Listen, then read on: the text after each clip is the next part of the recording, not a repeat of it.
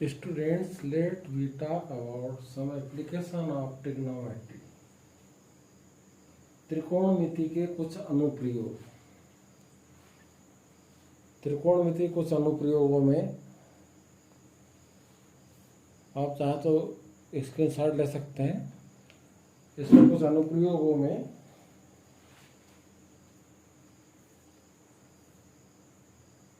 क्या होता है, यहाँ पे कुछ शब्द दिए हैं, शब्दों का अर्थ समझने का प्रयास करेंगे। सबसे पहले जैसे षष्टक। षष्टक एक यंत्र है जिसके द्वारा किसी दूर की वस्तु या ऊंचाई वाली वस्तु का एंगल ज्ञात किया जाता है।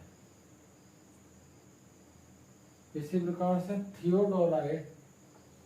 थियोडोलाइट भी एक तरह का यंत्र है, त्रिकोणमिति को कोणों का मापन में ज्ञात या कोण ज्ञात करने में सहायक होता है। वास्तव में क्या होता है, जैसे छोटी मोटी ऊंचाई की वस्तु हो तो उससे तो अपन वैसे ही नाप लेते हैं, लेकिन यदि कोई वस्तु ज्यादा ऊंचाई की है तो उसके मापन के लिए अपने को क्या रहता है, जैसे धरती पे प्लेन पे तो अपन लंबाई अपन नाप सकते हैं, उसकी छाया की, उसकी शेड जो होती है छाया की लंबाई नाप सकते हैं। अब ये थियोडोमीटर के उसके द्वारा क्या होता है, जैसे छाया उसके शेड के सिरे पर खड़े होकर किसी वस्तु या कोई बड़ी मीनार है या टावर है तो उसकी शेड या छाया के सिरे पर से उसका एंगल, ऊपर ऊंचाई पे जो मीनार है उसका एंगल थियोडोमीटर के द्वारा उसका एंगल मापन किया जाता है। तो वो एंगल के क्वेश्चन में आएंगे तो आपको समझ में आएगा। तो वो जो एंगल को मापन किया तो एंगल और उस एंगल पता चल जाता और उससे जमीन में उस छाया की जो लंबाई वो पता चल जाती। तो इससे क्या होता है, आपको ऐसा जरूरी नहीं कि आपको इतनी ऊंची मीनार टावर है उसको इतनी ऊंचाई मापन करना, आपको उसके सेट का मापन कर लेंगे, उसकी छाया का और उसका एंगल निकाल लेंगे थियोडोमीटर के द्वारा, तो हम उस मीनार की ऊंचाई ज्ञात कर सकते हैं। तो ये दैनिक उपयोग में उपयोग भी होता है इसका। तो ये थियोडोलाइट है। इसके बाद आपने देखते हैं क्षैतिज रेखा। क्षैतिज रेखा या हॉरिजॉन्टल लाइन। हॉरिजॉन्टल लाइन जो होती है कि आई के द्वारा जमीन के पैरेलल जो लाइन होती है, जो अपनी आंख के सीधे होती है, वो क्षैतिज रेखा या हॉरिजॉन्टल लाइन कहलाती है। अब दृष्टि रेखा। दृष्टि मतलब आपकी आंख जिस वस्तु को देख रही है तो आंख से उस वस्तु तक की जो रेखा बनती है, वस्तु तक के बिंदु को बनाने पर, जैसे कोई व्यक्ति नीचे खड़ा होकर मीनार के सिर देख रहा तो मीनार के शीर्ष तक उसकी आंख से मीनार के शीर्ष तक जो लाइन बनती है वो या रेखा बनती है, वो दृष्टि रेखा कहलाती है। तो इसमें अंतर आपको समझ में आया होगा दृष्टि रेखा और क्षैतिज रेखा में। हॉरिजॉन्टल लाइन मतलब पैरेलल लाइन, धरती से जो आंख से जाती है, आंख के शीर्ष से जाती है, धरती के पैरेलल या समांतर लाइन जो है हॉरिजॉन्टल लाइन कहलाती है, क्षैतिज रेखा कहलाती है। ये सब आपको क्लियर होगा। वो इसके बाद देखते हैं दृष्टि रेखा। दृष्टि रेखा क्या होता है, दृष्टि रेखा है यानी आप जिस वस्तु को देख रहे हैं उस वस्तु को तक, वस्तु कैसे मान लो कि मीनार का सबसे ऊपरी सिरा आप देख रहे हैं आपके द्वारा, तो आंख से उस वस्तु के सबसे ऊपरी सिरे के मिलाने वाली जो रेखा जहाँ पे दृष्टि पड़ रही है आपकी, वो दृष्टि रेखा या लाइन ऑफ साइट कहलाती है। ये क्लियर होगा। अब उन्नयन और अवनयन, उन्नयन या उन्नत, हिंदी बोला जाता है उन्नयन या उन्नत कोण, उन्नयन कोण या उन्नत कोण। ये क्या होता है, एंगल ऑफ एलिवेशन।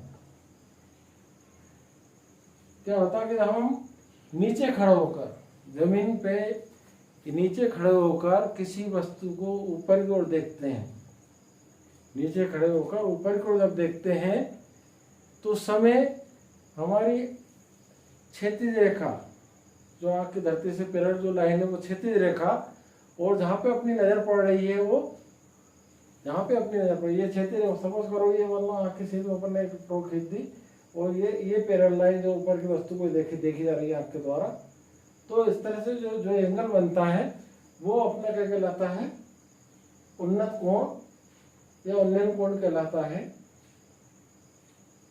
या एंगल ऑफ एलिवेशन कहलाता है।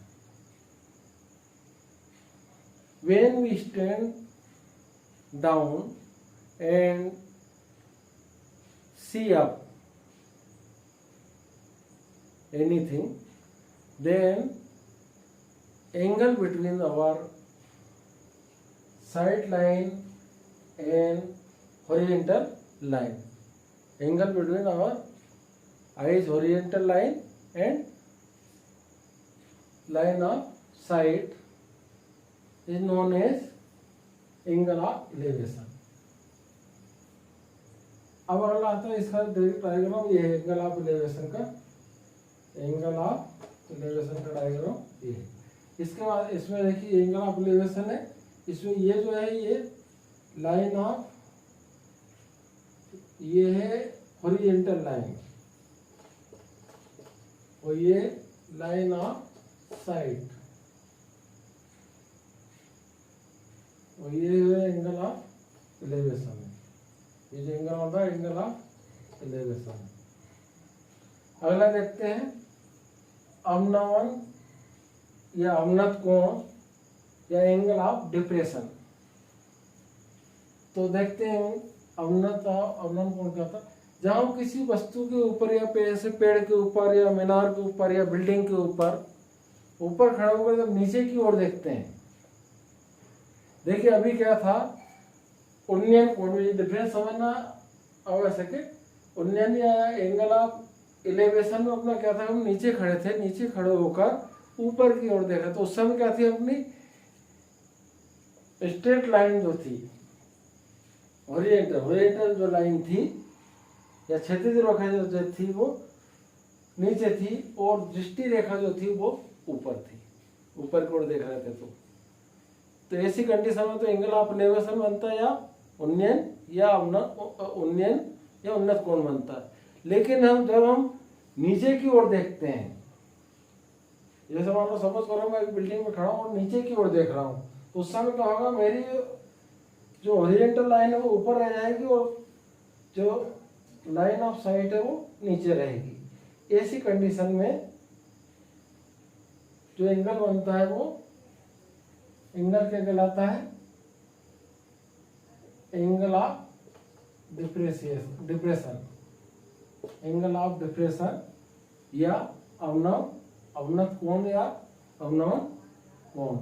ये यहाँ पे इसमें आप देखो, यहाँ पे क्या हो रहा है, ये क्षैतिज लाइन ऊपर हो जाने, क्षैतिज लाइन मीन्स हॉरिजॉन्टल लाइन और दृष्टि रेखा यानी लाइन ऑफ साइड, ये नीचे की ओर। अंतर देख लेंगे यहाँ पे क्या देख, अब इंग्लिश में अंतर समझने का प्रयास करेंगे। When we see up, then angle between horizontal line means this, parallel to earth, eyes, and line of sight means eyes and top of tower between lines angle. So this angle is known as angle of elevation. When we see down from top of any tower, any building, any tree, then the angle between our horizontal line and line of sight is known as angle of depression. ये दोनों डायग्रामों को आप अच्छे से learn कर सकते हैं, screenshot ले सकते हैं आप। इसके बाद एक दो क्वेश्चन सॉल्व करेंगे इसके ऊपर।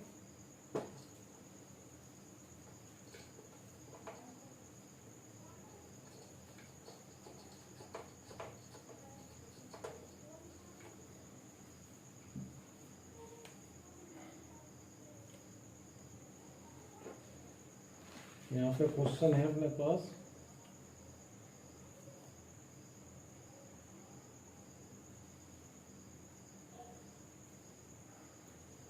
यहाँ पे क्वेश्चन दिया है अपने पास,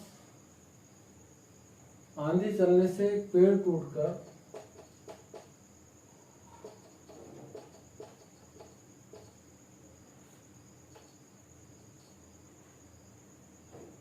जमीन पर गिरा। क्वेश्चन ना भी लिखे तो डायग्राम सब समझने का प्रयास करेंगे, इसको लिखने में ज़्यादा टाइम वेस्ट हो। क्वेश्चन अपने पास है कि आंधी चलने से एक पेड़ टूट जाता है और टूटा हुआ भाग इस तरह मुड़ जाता है कि पेड़ का शिखर जमीन को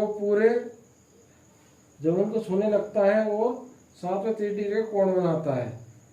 पेड़ से या पाद बिंदु से की दूरी जहाँ से पेड़ का शिखर जमीन को छूता है 8 मीटर है। पेड़ की ऊंचाई ज्ञात कीजिए। यहाँ पर उन्होंने चित्र में दिया कि इस तरह का ट्री था, ये ट्री यहाँ से टूट गया, पेड़ यहाँ से टूटा और वो इस तरह से ये टूटा हुआ हिस्सा यहाँ पे इस तरह से गिरा। ये जो हिस्सा था ये दोनों इससे इक्वल है, ये टूटा हुआ हिस्सा गिरा ये ट्री का।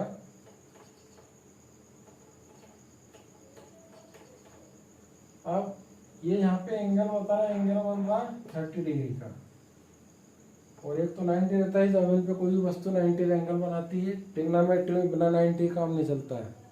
भाई एंगल और डिफरेंस आप समझना चाहते हो, चलो समझाने का प्रयास करता हूँ। यदि अपने पास राइट एंगल दिया है और इसमें यदि दो साइड दी, मान लो ये 3 और ये 4 है, तो थर्ड वन साइड अपन आसानी से YPT या पाइथागोरस में से सॉल्व कर सकते हैं।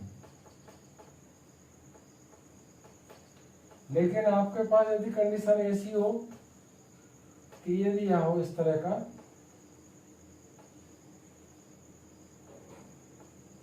ये 90 का एंगल दिया है और यहाँ पे कुछ नंबर है, मान लो 10 मीटर दिया, जो भी दिया 10 मीटर दिया सपोज करो, तो यहाँ पे एक एंगल दे दिया उसने 60 डिग्री।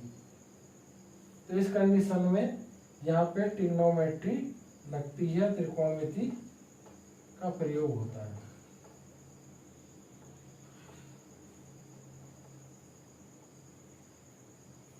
ट्रिग्नोमेट्री या ट्रिगोनोमेट्री।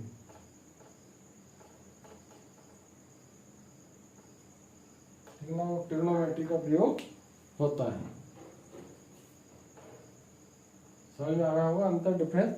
यानी क्या है कि दो साइड दी और थर्ड वन फाइंड करना हो तो आप आसानी से पाइथागोरस थ्योरम से फाइंड कर सकते हैं। लेकिन यदि एक साइड दी और एक एंगल दिया है तो उस कंडीशन राइट एंगल में, तो उस कंडीशन में ट्रिग्नोमेट्री का प्रयोग किया जाता है। Trigonometrical ratio.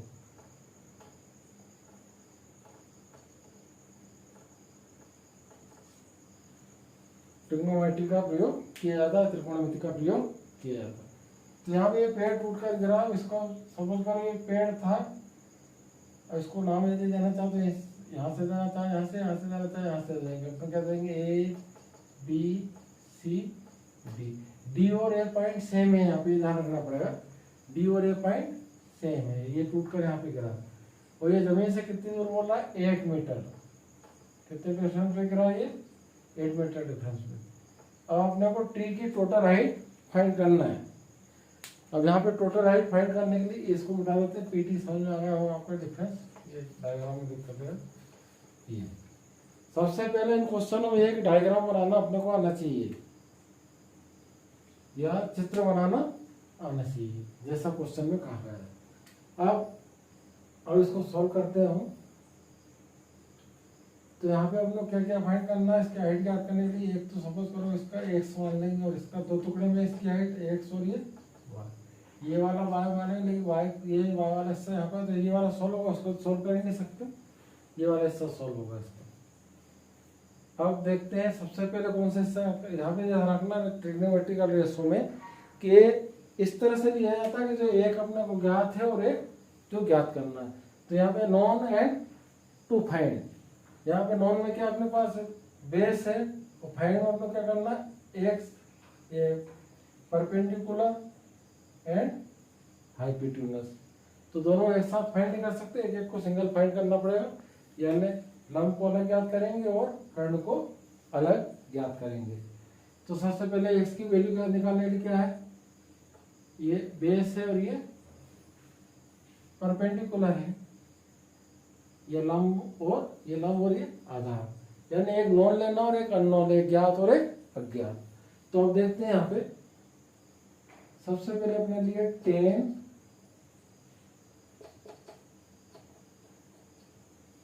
समकोण त्रिभुज BCD में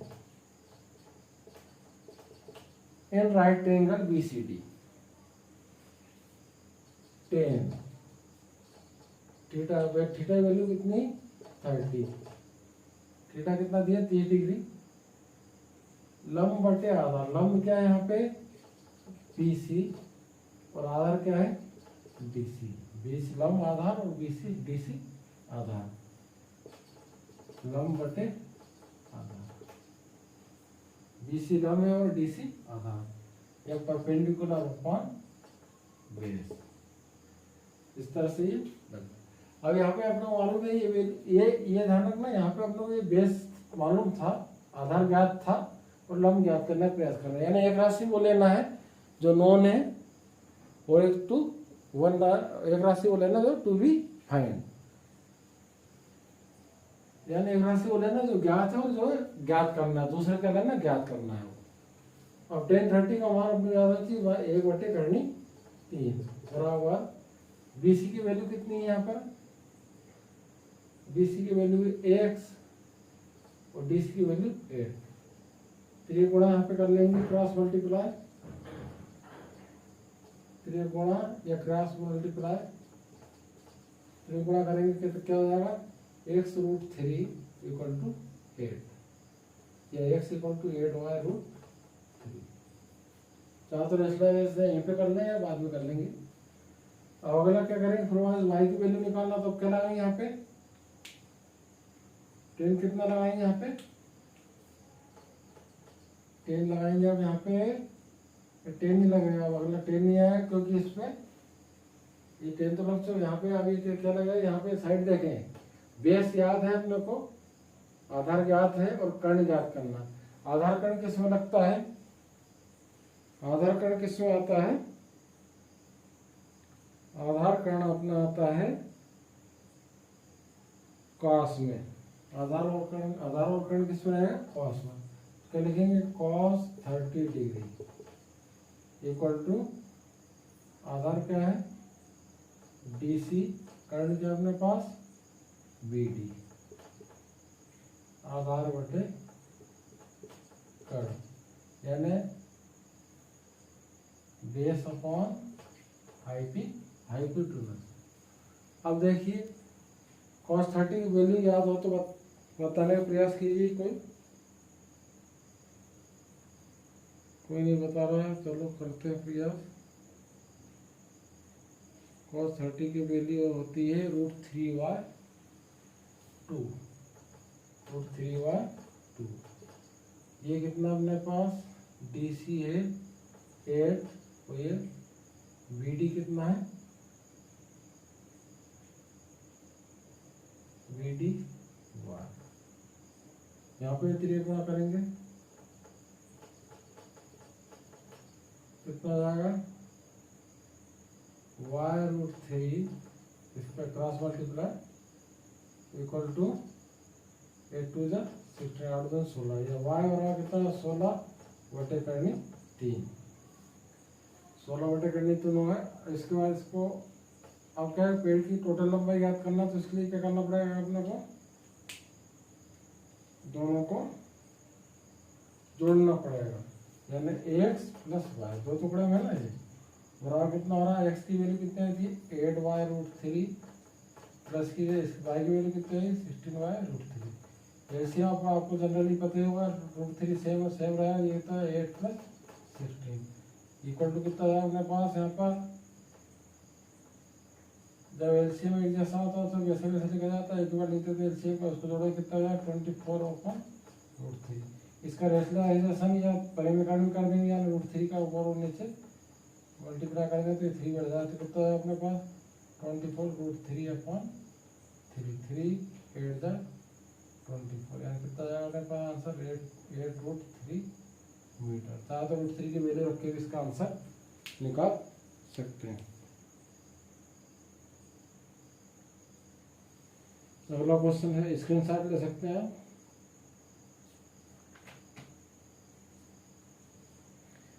अगला क्वेश्चन सुन लीजिए, इतने अगला क्वेश्चन उसमें लिखेंगे नहीं पर भूमि के एक बिंदु से जो मीनार के पाद बिंदु से 30 मीटर की दूरी पर या पेड़ से 30 मीटर की दूरी पर है, मीनार शिखर का उन्नयन कोण 30 डिग्री है, मीनार की ऊंचाई ज्ञात कीजिए। एंगल ऑफ एलिवेशन यहाँ पे दे रखा है इसमें।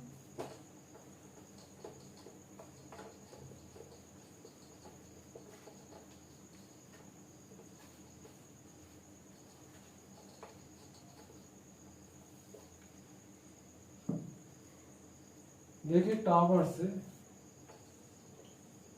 30 मीटर दूरी पर, क्योंकि थोड़ा उस साइड बना रहे हैं, थोड़ा सुविधा रहेगा, पूरी स्पेस काम में आया है बोट। यहाँ से बनाते हैं, ये टावर है, इस टावर से टावर या मीनार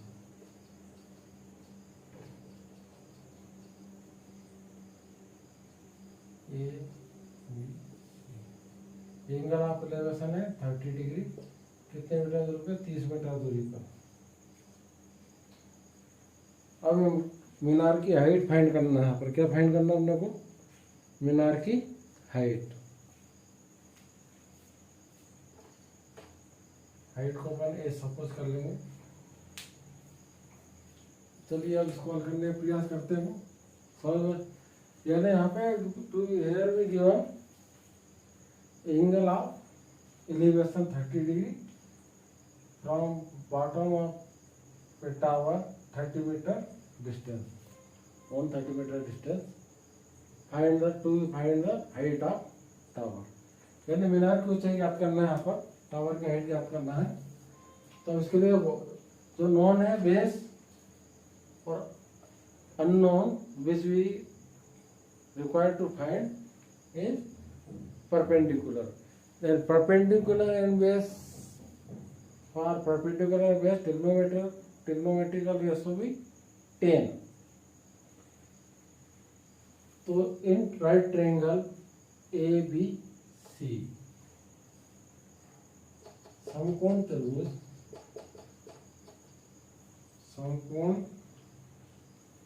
त्रिभुज ABC in right triangle ABC trigonometrical ratio क्या बन रहा है यहाँ पे? 10। थीटा का होगा 30 degree equal to AB upon BC। Because AB क्या है यहाँ पर? लंब है। रेशियो क्या होता है? लंब बटे आधार या perpendicular upon base. Value of 1030 होगा 1 अपॉन रूट 3। 10-30 का मान 1/3 है, याद करना पड़ेगा। Equal to value of A B क्या है यहाँ पर? एच। देखो यहाँ पे एच ये फाइंड करना था, इसलिए इसको लिया, और जो फाइंड है अपने पास ऑलरेडी जो गिवन में है वो लिए। एक साइड बोल लेते हैं which we to be find and one side is known और given. We take only 2 sides in ratio। तो H upon value of BC है 30, BC का मान 30 है। अब यहाँ पर 3 गुणा करेंगे या क्रॉस मल्टीप्लाई, किस तरह करते हैं? इसका मल्टीप्लाई इसमें होगा, इसका मल्टीप्लाई इसमें, इस तरह से क्रॉस होता है।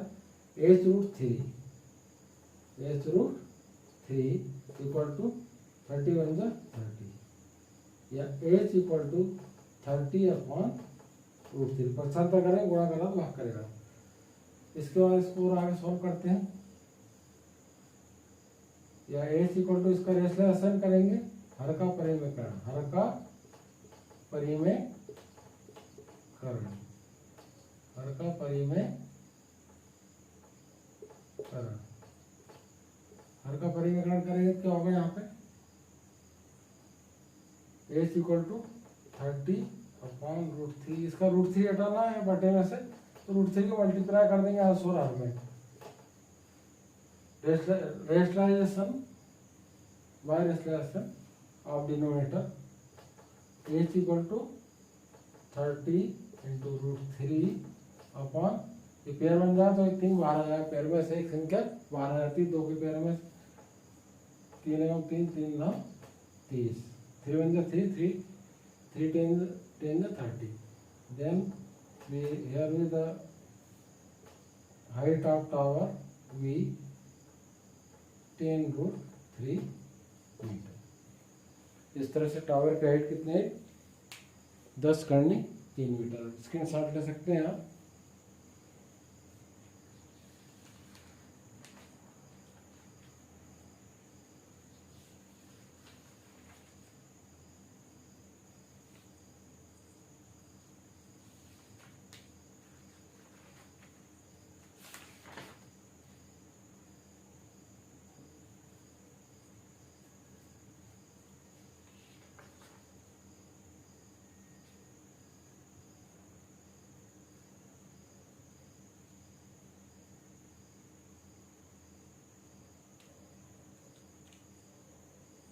अगला क्वेश्चन इसमें अगले भाग में करने का प्रयास करेंगे। अब इसके कुछ विशेष चित्र जो होते हैं, 2 क्वेश्चन अपन कर लिए इसमें से। अब इसमें कुछ विशेष चित्र होते हैं, चित्र किस किस प्रकार के बनते हैं चित्र आप देखेंगे। अब बाकी अगले भाग में भी बताएं, कुछ चित्र बनाना तो का तरीके सीखते हैं थोड़ा, किस किस तरह के कोई फिगर इसमें आते हैं, डायग्राम किस किस तरह के रहते हैं इसमें। देखिए एक तो इस तरह का एंगल बन जाता है, जनरली जो हमें बना है इस तरह का आ सकता है। दूसरा इसी का यदि अपन उल्टा करते तो इसको सॉल्व तो यही होता है, लेकिन एंगल ऑफ डिप्रेशन की वजह से यहाँ पे दिखाया जाता है, सॉल्व यही होता है। दूसरा इस तरह की आकृति बनेगी, या किसी क्वेश्चन में इस तरह की आकृति बन सकती है ये।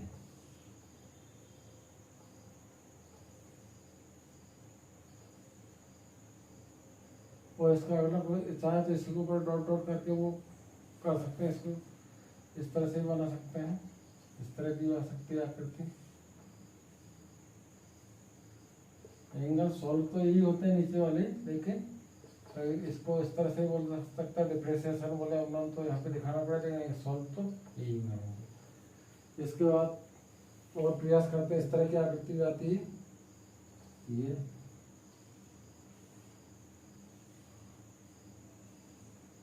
इस तरह की आकृति बन सकती है, तो इसके ऊपर डॉट डॉट भी लग सकता है।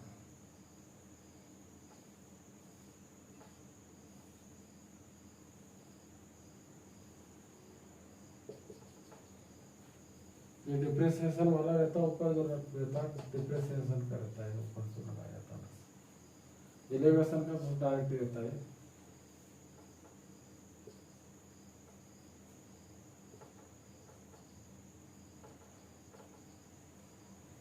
फिर वो आप यदि मेमोराइज कर लेंगे तो काफी क्वेश्चन सॉल्व करने में आसान रहेगी।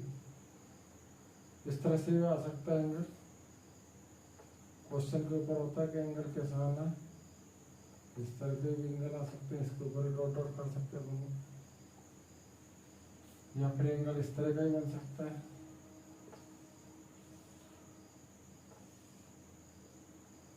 यहाँ पर बन रहा और ये इस तरह के एंगल भी बन सकते हैं, या फिर इसी को इस तरह भी बना सकते हैं।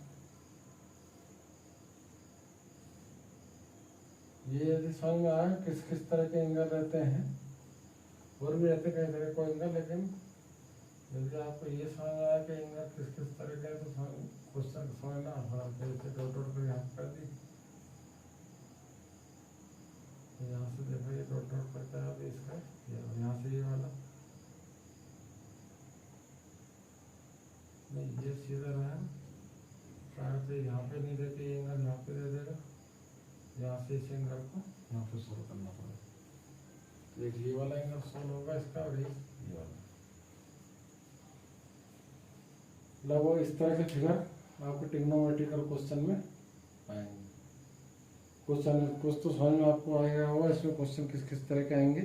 कि फिगर बनाना है दिया हुआ है तो सभी तरह क्वेश्चन आप सॉल्व कर सकते हैं। बाकी और कुछ उपयोगी क्वेश्चन अगले वीडियो में हम सॉल्व करने का प्रयास करेंगे। आप चाहते डायग्राम का स्क्रीनशॉट ले सकते हैं। Thank you.